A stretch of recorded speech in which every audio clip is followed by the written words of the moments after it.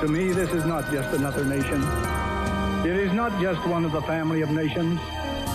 This is a nation with a great mission to perform for the benefit of liberty-loving people everywhere. That we shall be as a city upon a hill. These are the times that try men's souls. The summer soldier and the sunshine patriot will, in this crisis, shrink from the service of his country. You've come to fight as three men you are. What will you do without freedom? Proclaim liberty throughout all the land. In one voice, we will not go quietly into the night. We will not vanish without a fight. You gotta fight for your right. Can you dig it?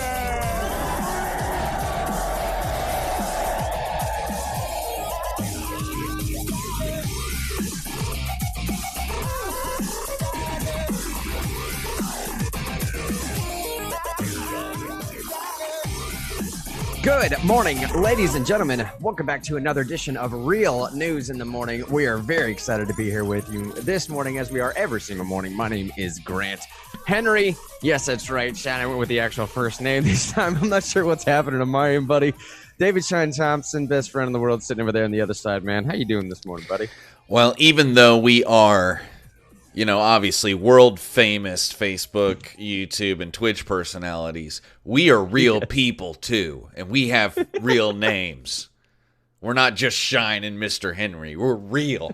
We cry. We laugh. But yeah, I'm David Shine Thompson. Mr. Henry here. Your stage name has your name in it.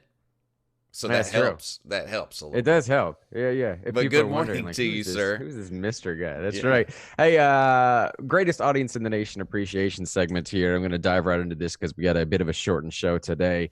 Our buddy Joshua Reed Eckel. Y'all just know him as Josh Eckel. Fantastic news coming over on his end. I'll just read this announcement that he posted yesterday. I posted it on the Real News Facebook page as well, so everybody can see that. Here's the announcement. From Mr. Eckel himself, he's accepted the position as the National Delegate Coordinator for the Amash for President campaign.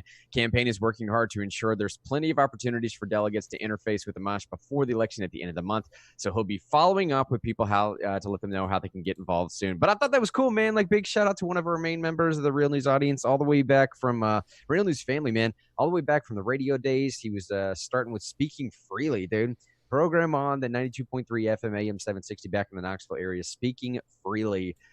Big shout out to Josh, man. He's doing big things. Current state party chair, the Libertarian Party, and now working for the Amash campaign. It's cool, right? Absolutely. And, it doesn't have to be political for us to congratulate friends, but it just happens to fit with the show. So congratulations, Josh. That's pretty cool. But to all of you out there listening and watching, however you do it, whenever you do it, whether it's live or later, if you got good news, we want to celebrate with you. So put it in the chat if you got some good news worth sharing, and we'll share that with the world and congratulate you. Or you can send us a message and we'll just congratulate you personally. People do that all the time, and feel free to do that. We want to be the kind of community that congratulates people when good stuff happens. So we encourage more good stuff to happen. Hey, and let me dive into a local story here, because the main story I want to get to today is obviously these national stories you're hearing about any Obama officials that are involved in this Flynn unmasking. Those names have now been declassified. The hashtag Obamagate that's been going around, everything like that. Before we get into some of these local stories, though, I just want to say real quick, one thing I would implore everyone in our audience to do is to visit this website I'm about to show y'all on my screen right now. Rejectbailouts.com, I believe, is the website there. Correct, Shine? Yes. Rejectbailouts.com. When you go to this website, this is the letter that you'll end up seeing. Tell legislators to reject these reckless bailouts. This is going to become the major issue, major talking point coming up in the CARES Act version 2.0, if you will. House Democrats have already indicated that they're wanting to go for it. Senate Republicans, we're not necessarily sure. We need massive, major work here, massive help. We need the Real News audience's help on this. Go to rejectbailouts.com. Shine will actually have much more information coming down the pipe on this later this afternoon from some of the incredible work he's been putting in the back in there. Yeah, let me drop this real quick too. Like today is a national day of action where people all over the country are going to be filling that petition, posting on Twitter, posting at their senators, like in our case, at Marsha Blackburn or at Lamar Alexander, letting them know how they feel about this. And so if you're going to take action, do it today. Do it today and magnify that voice. If you do it tomorrow, it's not a big deal. But today's the day when when the legislative assistants are going to come into their office and say, man, I don't know what's going on, but there are a bunch of people in Tennessee or wherever you're from who do not like the idea of these state bailouts. And if the big days, when it's big and they get hit up on Twitter a bunch, they get lots of emails, those are the days they hear about it. And you want to make sure that happens. You want to make sure that people up there in D.C. know that you're not about them spending all your money and your grandchildren's money and your great-grandchildren's money on these states that have had bad policies for decades. So rejectbailouts.com. Check it out. Save your children's future. It's for a good cause. You can find out all about it. I'm not giving you the pitch where you can't find out about it. Go to the website, read. If you're into it, fill it out. It'll send a letter to your senator. And as we're talking about rejecting bailouts for state governments and moving sort of back into reopening, our society and our economy and everything, interesting story that came across my way last night. You'll actually see it linked in the show notes. WKRN, the local affiliate here, headline reading, Nashville restaurants are not reopening, saying that half capacity won't even make profit for them. Something that I hadn't even considered, honestly, but it's just a quick thing I wanted to gloss over to say, like, I mean, look, even as we're reopening, it's still just not going to make sense for a lot of these people out here. This is coming from the owner of ACME Feed and Seed on Lower Broadway, saying we're having an identity crisis because there's so much change so quickly. And almost 2 weeks after Tennessee entered phase 1 of reopening in Nashville, Nashville will eventually follow suit with the restaurants of their own opening at half capacity on Monday if they choose. Now, here's the interesting thing, though. There's an individual right here is talking about who's the owner of Rosepepper. Owner of Rosepepper in East Nashville was interviewed saying a business like ours isn't even profitable until you can get up to 80% capacity. A business like ours isn't even profitable until you can get up to 80% capacity. Quote, going on to say, right now they're asking the landlords to cut half the rent. They're not asking utilities to cut half the electric bill. So we're kind of in a conundrum as to where to operate or whether to operate at a loss, which actually hastens our demise. I don't know, man, just something I ran across that I thought was super interesting. They go on to say that they're not even considering opening again until they're allowed to be at 75% capacity, because they're basically just operating at a loss. They lose money to open at 50% capacity. And if I'm going to lose $1 to charge someone $20 for a steak, if I'm going to end up after paying cooks and paying the air conditioning and the rent, if I'm going to lose $1 or $5 on a $20 steak, why would I buy it in the first place and put it in the freezer? Why would I even do that? Why would I turn the lights on if I'm just going to get charged a bunch for electrical, if I can't pay the bill, or if I have to operate at a loss? I mean, I totally get that. Because like they're saying, that decreases their ability for when they can operate for profit. It decreases the amount of money they'll have to get ready for that. And I'm not even sure necessarily how you help someone out with something like that. I mean, I guess continue to buy local as much as you can to continue to help them out with, curbside takeaway or something. Gift certificates too. If you have, if you have a restaurant, that's something that Katie and I have been doing. If you have a restaurant that you really love, you got friends that work there, you know the ownership, you want to do something to help them get through, go pay for 5 meals in advance. Go buy a $100 gift certificate. I mean, especially if you didn't get fired. It's not like you've been blowing through money sitting at home eating popcorn and Cheez-Its and stuff like that. You're not blowing through money. So you can just buy 5 meals in advance, or you can buy 5 meals and give them to somebody, early birthday present. But that is a way you personally can help somebody. But I think the best ways as society can help these restaurants is say, okay, are you feeling risk averse enough to open? Okay, then open. And then say to the people, are you feeling risk averse enough to go eat there? Then go eat there. And then let the chips fall where they may. I think that's the best thing you could do as a society to help these people is let people take the appropriate risk and allow these people to at least try to make money.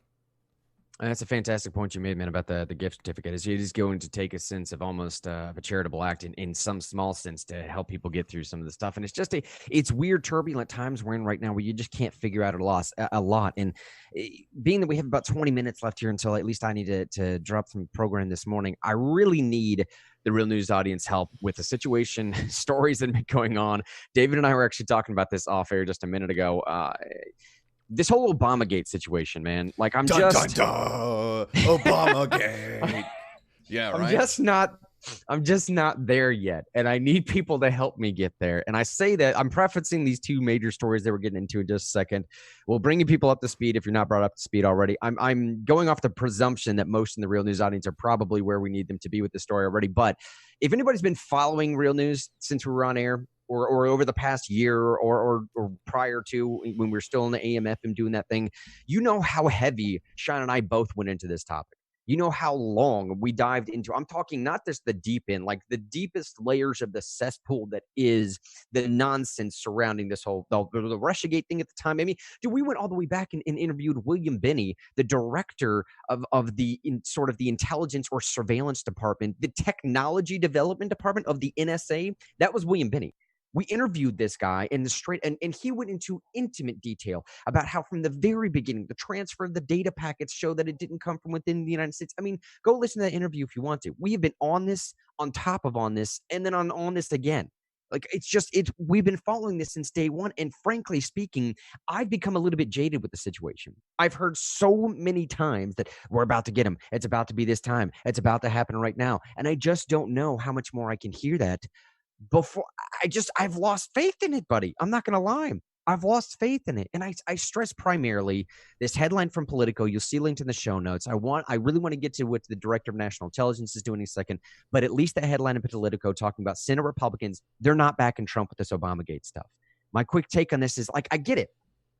Senate Republicans don't need to back Trump on Obamagate with this stuff, right? First of all, they don't want to set up some odd precedent here where there's a likelihood that you could go after previous presidents. That's not good for either side. If you're playing party politics, that's really not good for either side. I get that. Secondly, a lot of these senators that are quoted here in some of this stuff that I put in the show notes, they're basically saying, like, we don't need, what do you want me to do? These committees that I'm a part of, I don't have prosecutorial power. I could bring these people and get you a bunch of political capital and throw their faces out on the headlines every day. That's not going to do anything for our cause. If you want stuff done, go to Durham. Durham's your guy. Durham's the dude that's been looking at this for about 2.5 years now almost. He's your man. But I just find myself falling on the side of, like, that's not enough for me either. I feel like all I have is political capital. That's all we've ever had. No one actually plays this game. No one actually brings anyone to justice. It's a totally separate set of rules for those folks up there. All I have is these Senate Republicans. And if they're saying they're not going to play ball on this, then where does that leave me? Go ahead there, Sean. Well, I mean, I don't know. Where does it leave you? Let me throw someone. I'm not necessarily saying this is David Shine Thompson, but from the chat room we have from Kel. What? Not there yet? What else do you need? Get there. And I don't know what there is for you, Grant. Is there, like, feeling like justice is done? Is that what there is for you? No, there's that, like, there's that belief something that is going to happen. Yes, exactly. And I'm saying that I don't think anything ever will happen, is all I'm saying. I'm trying to be realistic about this. I really am. Well, I mean, I don't know. I think the fact that just them putting out that President Obama actually knew, that is something happening. That is a thing. Instead of it being conjecture, there's an official government document that says President Obama knew what was going on January 6th, I believe, was that meeting between him and Comey and Sally Yates and James Clapper and Joe Biden, by the way.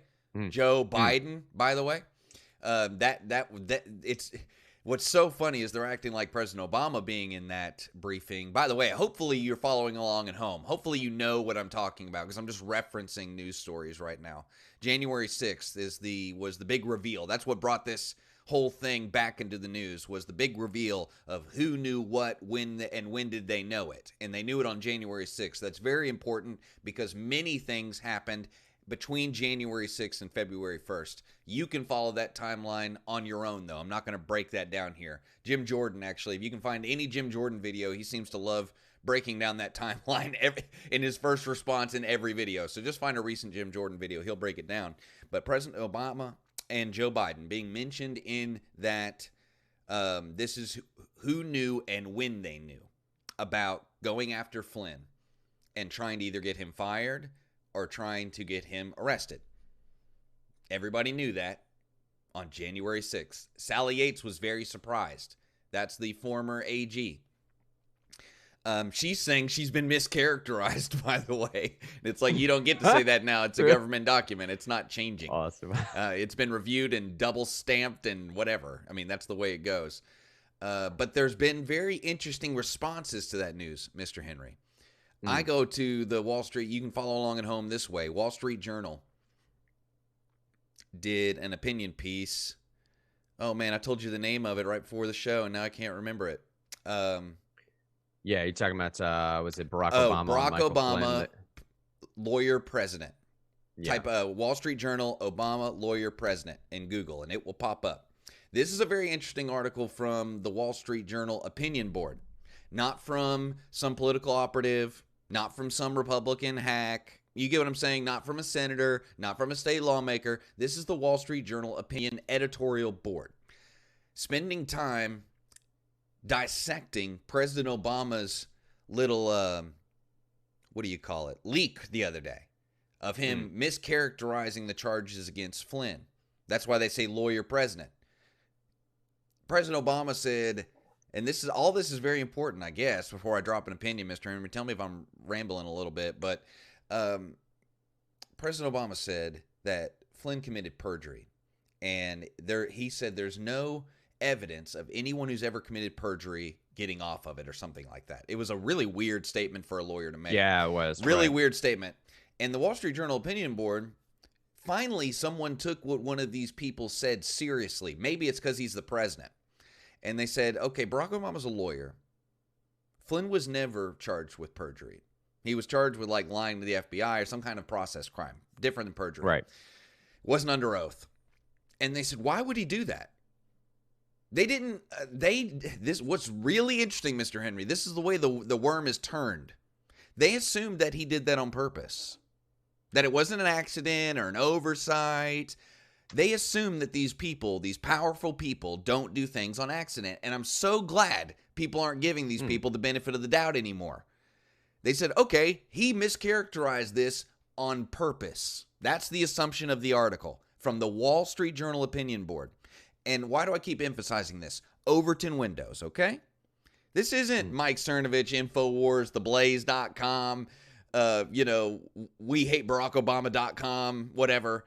This isn't one of those things. This is the Wall Street Journal.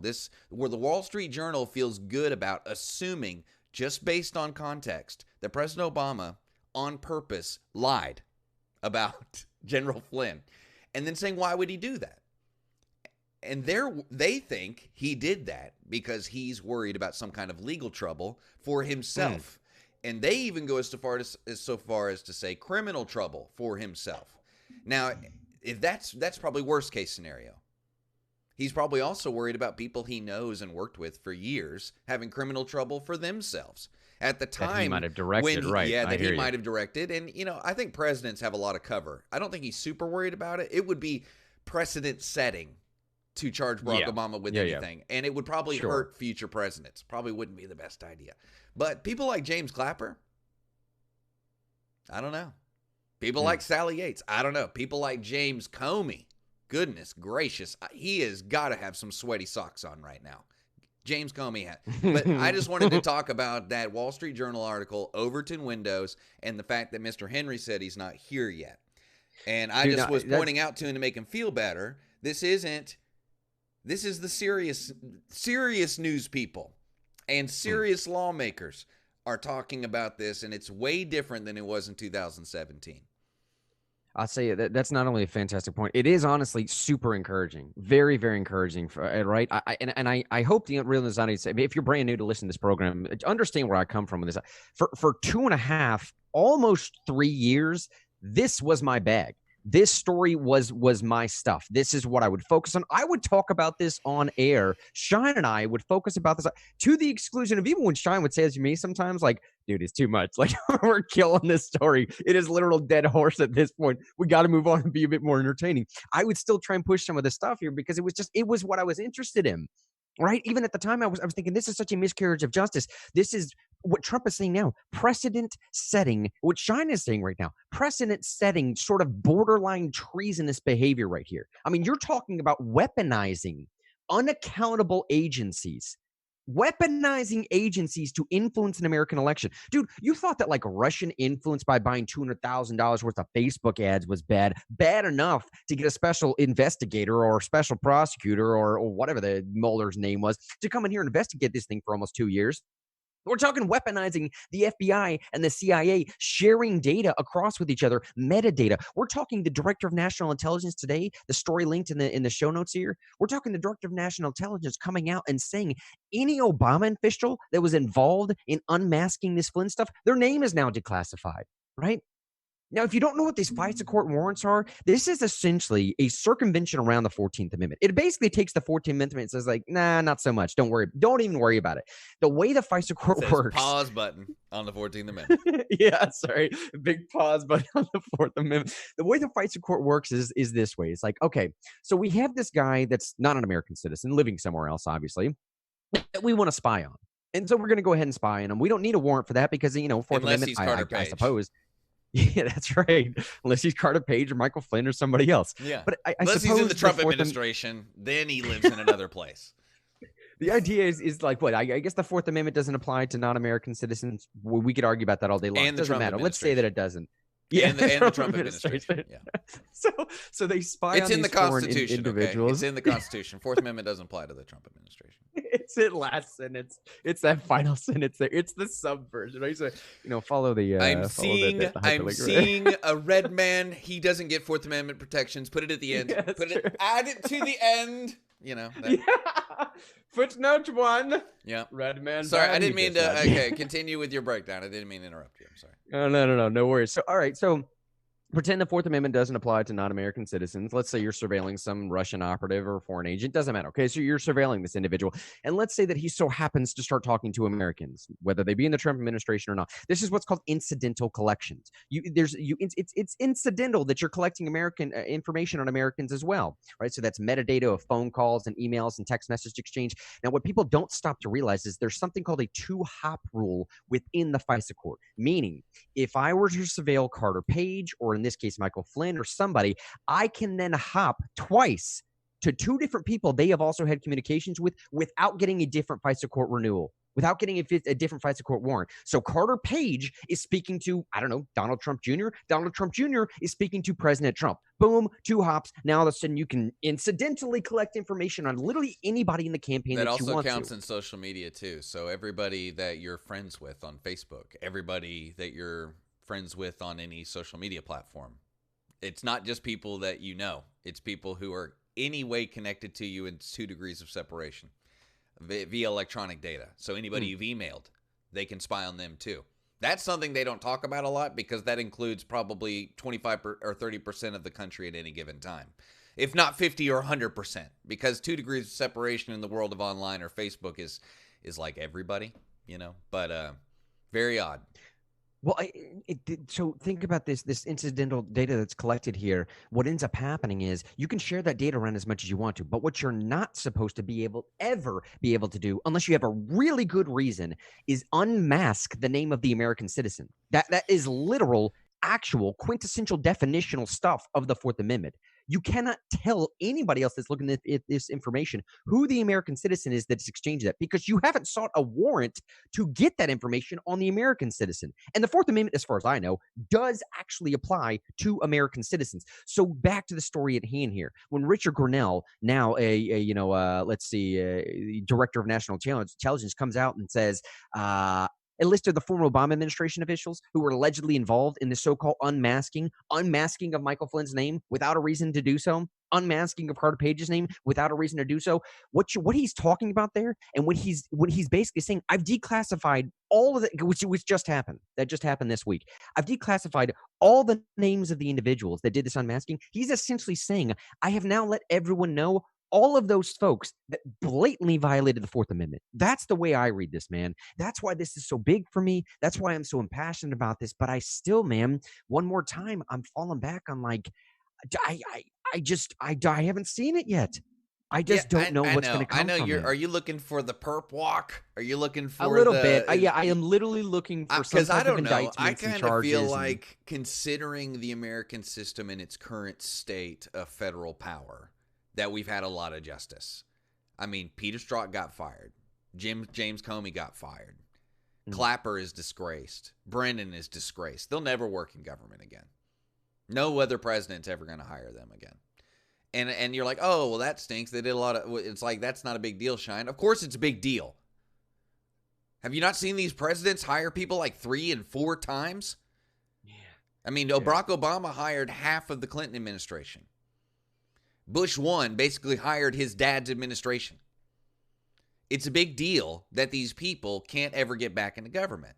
And it's not, or it's, okay, well, I'll at least take it to this. It's not a big deal, to use a double negative for emphasis. Because people like Brennan and Clapper usually stay involved till they're dead, especially in things like the CIA and the NSA. They stay involved. And I don't think that they'll be involved ever again.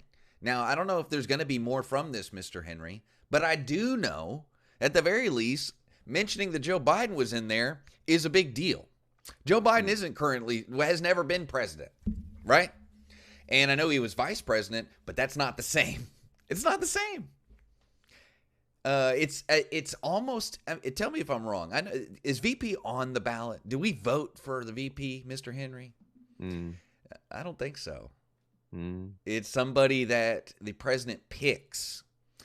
And if I'm right, people who aren't elected aren't nearly as safe, right? They don't get to say, I was just doing the people's business, do they? I don't know. I think it's probably a real riding the line there, Mr. Henry. I don't think he's quite like a Senate-approved person. In fact, maybe less than a Senate-approved person. Maybe like a bureaucrat almost, right? Because they are not elected. But that, I guess a judge could say subjectively they're like an elected person. But I doubt Joe Biden will have as much cover, especially considering he's running for capacity of my job. If I thought it was to keep the Americans safe, then it's legal, kind of. That's kind of the American legal standard for the executive. I just don't know if that standard applies to the VP. And even if it doesn't, or regardless of that, he's running for president. Yeah. So he's going to have to deal with this whenever he comes out of his sleepy cave. Whenever he comes out of hibernation, he's going to have to deal with this specifically. And it's like, I don't know, all those progressives, are they going to deal well with the fact that this guy knew about and was okay with using the full force and power of the federal government to harm his political enemies? I mean, and probably they'd be okay with it because a lot of these people on the left don't have a lot of consistency, but some of them will not be okay with it and will see that as a threat. Namely, those in, like if you're in these movements that are protecting minorities, like Black Lives Matter and what's going on with the Aubrey shooting and stuff like that, are you going to be okay with someone who's trying to get federal power being okay with using federal power against political enemies? And that's the things I think that we'll be hearing about, that'll be, we'll hear more about Joe Biden dealing with this than we will President Obama dealing with this.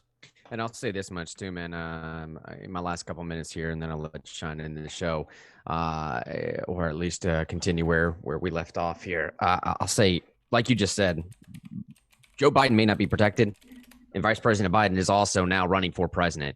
So you can bet your bottom dollar, bro, that Trump is going to bring this up at least on a few occasions during debates, or at least on a few occasions over the next little while. You're going to hear multiple times about how Biden was sitting in that meeting, how he was orchestrating some of this stuff. And I also go back one more time to just like, I don't know, man, the sense of hypocrisy that everybody's wearing here. I look at this guy, Daniel Goldman. He's a, I don't know, former senior advisor and director of investigations for some massive, organization. He's now a legal analyst on MSNBC and tweeted this the other day. The fear, the dismissal of this case against the president's allies, Flynn, and the president's urging is just one step closer to the dismantling of the rule of law in this country. Step 2 may be the arrest and prosecution of the president's enemies. Then are we simply nothing more than an autocracy? It's really, bro? Really? You going to poison the well that strongly? I mean, like that's your strategy? That's your play on this? is just a blatant attempt to poison the well that is so clearly obvious of what you're trying to do here. I mean, it's beyond gaslighting at this point, right, bro? I mean, it's just. By the way, if you see any indictments coming down, whether it's legitimate charges or otherwise, just understand that it's Trump trying to take away democracy. Right? Anyways, Hey, Sean, well, I here, don't know. Here, I know you got to go. Two things. Yesterday, someone asked President Trump in the press conference that we carried here on Real News, when you tweeted Obamagate, were you saying Obama committed a crime? And he said, yeah, I am saying that. And they said, which crime? And he said, actually, you specifically, which crime. Next, and in another recent media appearance, he called what happened a coup. He called what happened a coup. He also called it treason. Yesterday, I saw a congressman call it a coup. Then I saw the feed get cut off. And then Jim Jordan, another congressman who was on, recharacterized it and said, let's use their words. They called it an insurance policy. But people are nervous about the idea of calling it a coup, calling it treason. At the very least, we need to call it don't do that anymore. We need to call it that. This isn't, I'm not vindictive. I don't need people to be in handcuffs in order for me to feel like the world is better. But I do need us as a society to say this is not allowed, however that happens. And I'll leave it with that, Mr. Henry, as you got to go. But everybody say bye to Mr. Henry. Tell him they love him. Tell him to have a good day at work, everybody. See you, Sean. I'll talk to y'all later. Peace, all right. Well, as Mr. Henry leaves, I just want to give you all another opportunity. Let me read some of these comments here before I do this. Eric says in the chat room, they don't need to work directly in government. They can easily work in the intelligence community and pass it off as a media company or arms dealing. You are right. Publicly, they may be finished, but they will continue influencing America's politics until they are completely vetted of their own freedom. Albert says, can we not send these political corruptors to Venezuela? Kel says, this is a huge deal. I want to appreciate everyone who's joined us in the comments. Please leave comments of what you think of this story and the others in the chat. And I just want to point this out one more time. I'm going to bring this onto the screen so you can see it. This is the Tell Legislators to Reject Reckless Bailouts. You can find this at rejectbailouts.com. Please sign this for us. Today is a national day of action where volunteers are taking action all day long. We want these letters to go to your legislators and let them know that we're tired of these states who've had reckless financial policies for decades, always getting, instead of finding out that these were reckless policies and learning that and changing them, the idea that they can get bailed out is not good. So check this out. I'm going to read the letter to you, ways you can take action. This is the letter that'll go with your name on it to your legislator up in D.C. Dear legislator, massive federal bailouts do more harm than good. They're not the right way to help those being hurt by the economic harm of this pandemic. American taxpayers should not be on the hook for the recklessness of states like Illinois, New York, and California. Politicians want to use bailouts as a way to cover up their own poor legislating. Legislating by crisis leads to poor decisions and poor outcome. I am asking you not to pass another multi-trillion-dollar bailout. Federal bailouts are not the answer. I urge you to take action to oppose them. This is at rejectbailouts.com. That's rejectbailouts.com. We here at Real News urge you to sign this letter. It's real easy. This information here, it's not going to be shared with anybody. It's just so they get your name and get your legislator. You got to put your address in there and your zip code so you get the right legislator. But please do this. I promise you, you're saving your children and your grandchildren by doing this. It's not like it's so much worse than the bank bailouts. It's so much worse than the stimulus plan.